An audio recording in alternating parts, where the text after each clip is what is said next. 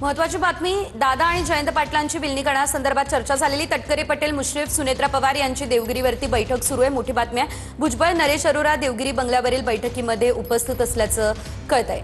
तर हे सर्व राष्ट्रवादीचे महत्वाचे नेते जे आहेत ते आता देवगिरी बंगल्यावरती दाखल झालेले आहेत आणि या ठिकाणी ही बैठक सुरू आहे. ही दोनही अतिशय महत्वाची दृश्य आपण TV9 वर पाहतोय. खरं तर एकीकडे पार्थ पवार आणि शरद पवार यांचे साधारणतः गेल्या 20-25 मिनिटांपासून चर्चा सुरू आहे, तर दुसरीकडे देवगिरी बंगल्यावरती जी बैठक सुरू आहे त्या बैठकीमध्ये सर्व महत्वाचे नेते हे उपस्थित आहेत. या संदर्भात अधिकची अपडेट घेऊयात आमचे प्रतिनिधी कृष्णा सोनारवाडकर यांच्याकडून. कृष्णा, आपण पाहतोय आणखी काही महत्वाचे नेते या ठिकाणी येण्यास सुरुवात झालेली आहे आणि खासदारकीचा राजीनामा देखील सुनेत्रा पवार देणार आहे. कधीपर्यंत या सर्व घडामोडी ज्या आहेत ते घडू शकतात, काय अपडेट?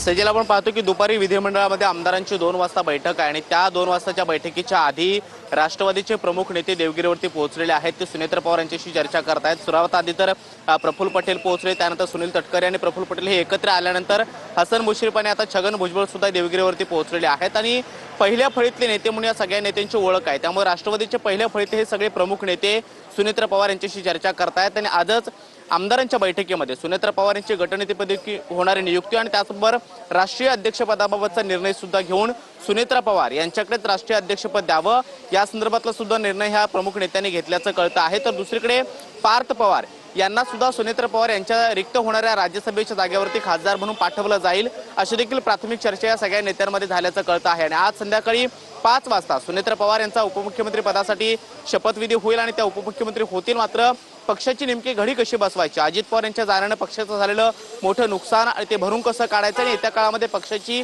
ध्येय धोरणं काय असतील, राजकीय वाटचाल कशी असेल, या सगळ्याच्या अनुषंगाने सध्या जी आहे ती चर्चा होताना पाहायला मिळते आहे. देवगिरीवरती सगळे राष्ट्रवादीचे प्रमुख नेते जे आहेत ते पोहोचलेले आहेत.